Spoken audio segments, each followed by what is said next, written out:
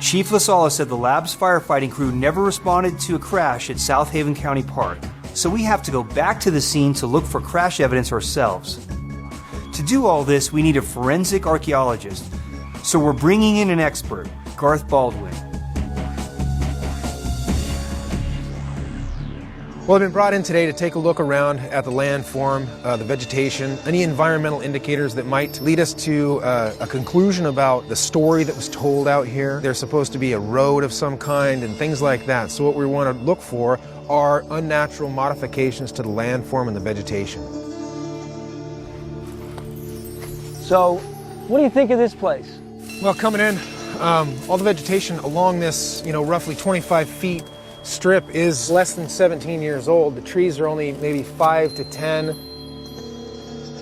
that's a funny sort of crushed, broken limb up there. See how it's crushed and it's splintered? There's a lot of broken stuff out here. If Garth is right, then there should still be signs of the fallen debris that would have collided with the tops of these oak trees. So we're looking for oak trees that might have fracturing in the branch structure even after all this time. As for the road, Tony and Steve told us that the UFO debris removal crew had to fortify the dirt road for all the flatbed trucks moving in and out of the park. We're looking for signs of that road, and it's interesting that on either side of this strip of the forest, there are stands of oak trees that are from 18 to 40 feet tall. But in the middle of the strip, there are younger, smaller trees, only 6 feet tall. This bears a closer look. What would explain a clearing like this amidst the denseness of places like that? Well, something definitely cleared out everything through here, and not a fire. I mean, that wouldn't explain it because there'd be stumps. There's nothing in here. It could be a road.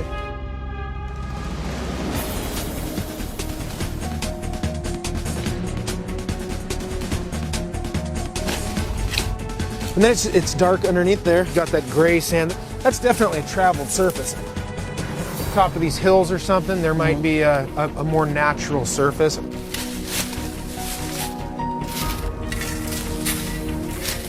Oh, it's a lot softer. A lot softer. So there's your differential compaction right there.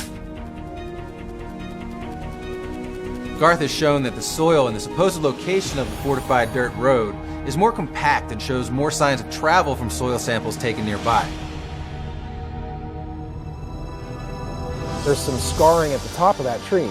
So that tree it was alive when it was broken off, it was sheared off, and it's growing back. Garth is telling me two things that are really interesting. One, he's looking at the tops of these trees and saying that the way some of these trees have been lopped off, topped off, is consistent with an object coming down in a debris field. So like shrapnel coming down. It would hit some trees, it wouldn't hit others. Exactly. We saw, there's a couple of them that are splintered. The couple of those branches that are splintered, that top was taken off and it's regrowing, it's scarred. And two, he looked at the compaction of the road up a piece and down here and said, you know what? That's not inconsistent with an Army flatbed hauling a piece of debris out, getting it back up this road in 2 days. There's no inconsistency there. It could have happened.